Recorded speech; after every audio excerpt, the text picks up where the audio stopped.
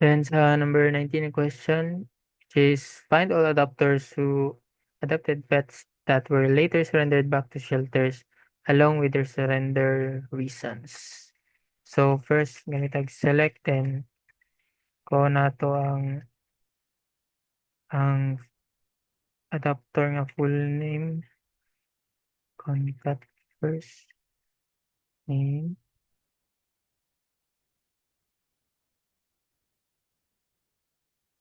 then last name as adopters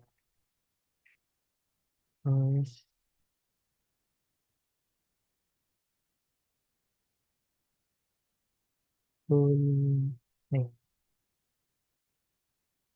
Kung saan na to ang pet name, then ang return reason.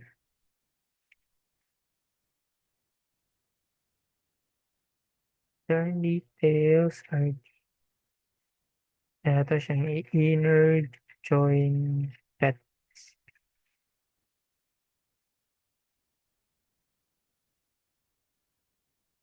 Then inner join ko na to siya sa adoption details.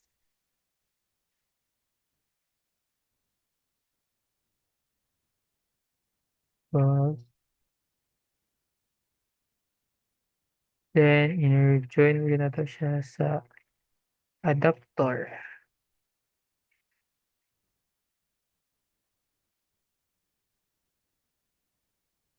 Not attorney.